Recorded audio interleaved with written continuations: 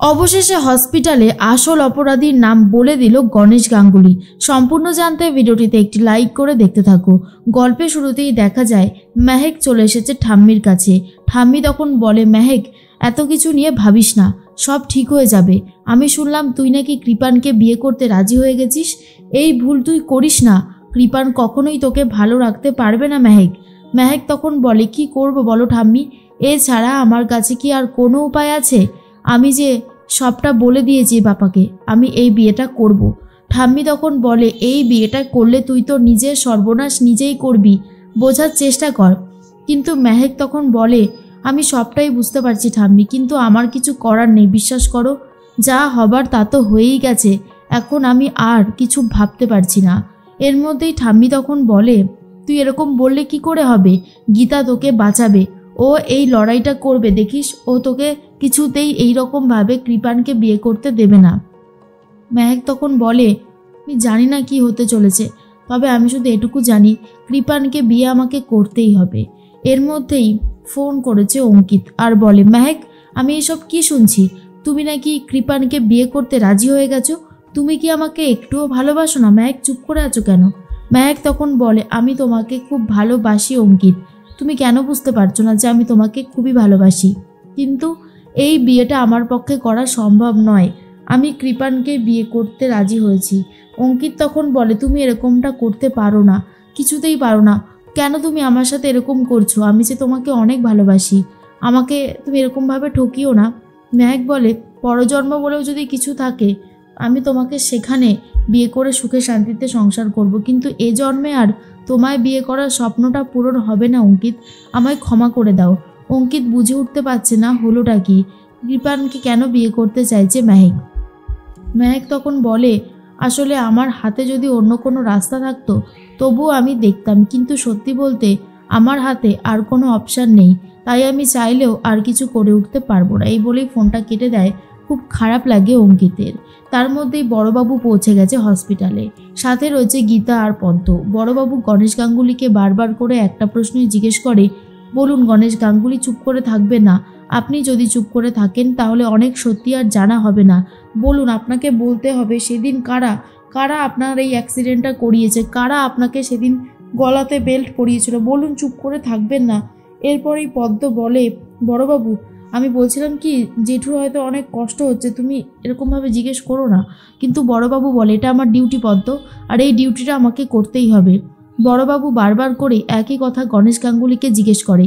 গীতা বলে, আমি আর পারছি না, বাবার এই কষ্টটা দেখতে আমি আর পারছি না রে পদ্ম। পদ্ম তখন বলে, বড়বাবু যা করছে ভালোর জন্যই করছে উকিল দিদি, দেখাই যাক না শেষ পর্যন্ত কি হয়। এর মধ্যেই গীতা বারবার করে একই প্রশ্ন জিজ্ঞেস করে, তুমি বলো বাবা, ভয় পেও না। এরপরেই কিছুটা স্মৃতি ভেসে ওঠে গণেশ গাঙ্গুলির চোখে আর বলে, কৃপান কিরণকান্তি বাবু দুজন মিলে আমার ওপর অত্যাচার করেছিল, আর যেই স্টেটমেন্টটা দিয়েছে সেই তো খুব খুশি হয়ে গেছে বড়বাবু, আর বলে, অগ্নিকন্যা, আমার কাজ শুরু করে দিচ্ছি আমি, কিন্তু আপনার কাজও করতে হবে। আপনাকেও ওই লম্পটগুলোকে কোর্টে নিয়ে গিয়ে কাঠগড়ায় প্রশ্ন করতে হবে। আপনি যদি কোনোভাবে হেরে যান তাহলে হবে না, কিন্তু ওই অপরাধীগুলো ছাড়া পেয়ে যাবে, আর আমি কোনোভাবেই চাই না অপরাধীগুলো ছাড়া পেয়ে যাক। অগ্নিকন্যা, আপনাকে করতে হবে, আপনি বুঝতে পারছেন? গীতা তখন বলে, পারছি বড়বাবু, খুব ভালো মতনই বুঝতে পারছি যে আমাকে এই লড়াইটা করতে হবে, আমি কোনোভাবেই পিছিয়ে থাকবো না। এর মধ্যেই গীতা বুঝতে পেরে যায় কৃপান আর কিরণকান্তি বাবুই এই কাজটা করিয়েছেন। মেহেক তো বসে আছে, মেহেকের কাছে পৌঁছে গেছে কাব্য আর বলে, মা তোমার জন্য এই নতুন নতুন গয়নাগুলো পাঠিয়েছে। আগের যে গয়নাগুলো ছিল সেগুলো সবই ক্যান্সেল করে দেওয়া হয়েছে, আর এগুলো সবই নতুন গয়না, তুমি একবার দেখে নেবে তোমার পছন্দ হচ্ছে কিনা। এরপর বাকি যারা ছিল, রাক্কা থেকে শুরু করে গিনি বন্নি, সবাই বলে, মুখে তো বলছে না, তবে নিশ্চয়ই পছন্দ হবে, এত দামি দামি গয়না পছন্দ না হয়ে পারে কি মেহেক? আমরা ঠিক বললাম তো? কিন্তু মেহেক কোনো উত্তর দিতে পারছে না। মেহেক তখন চুপ করে রয়েছে। কাব্য বলে, আমি জানি তোমার খুব খারাপ লাগছে, কিন্তু দেখো একবার গয়নাগুলো। এর মধ্যে প্রলয় এসে বলে, ওর এসব গয়না শাড়ি কিচ্ছু চাই না। মেহেক, তুই ওখান থেকে উঠে চলে আয়, তোর এসব কোনো কিছুরই দরকার নেই। যার জীবনে ভালোবাসা থাকে তার জীবনে এসবের প্রয়োজন হয় না। এর মধ্যেই গিনি বলে, ছোটকা, আপনি কিন্তু মেহেককে উস্কানি দিচ্ছেন।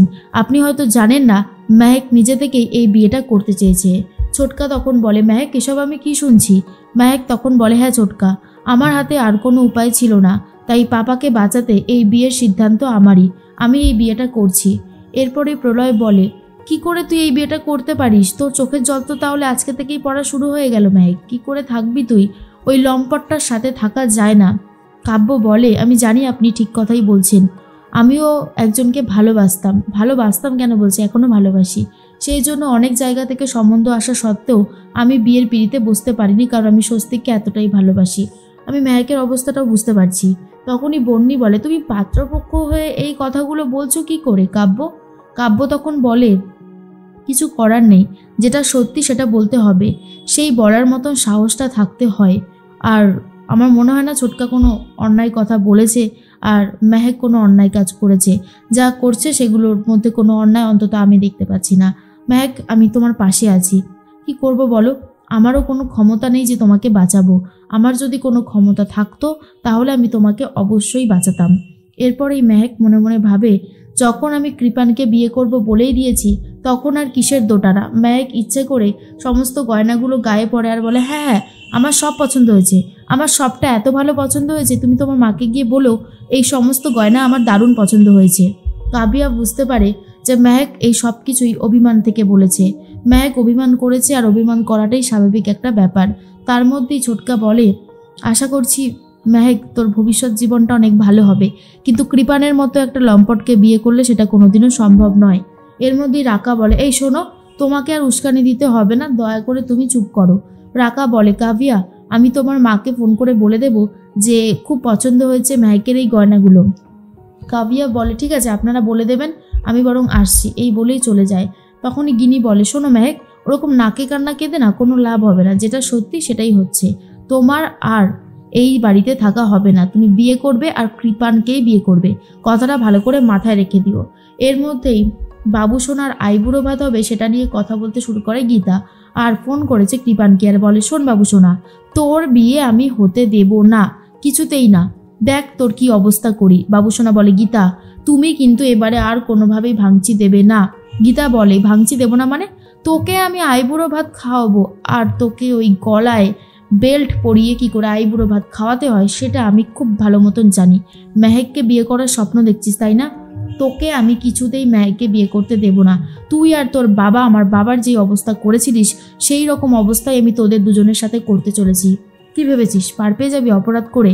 ভুলে যাস না যে আমার নাম কি, আমি ঠিক কি করতে পারি। আর এইসব শোনার পরে ভয় পেয়ে গেছে কৃপান, কারণ কৃপান বুঝতে পারে যে গণেশ গাঙ্গুলি অলরেডি মুখ খুলে দিয়েছে, গীতার কাছে সমস্ত সত্যিটা চলে গেছে।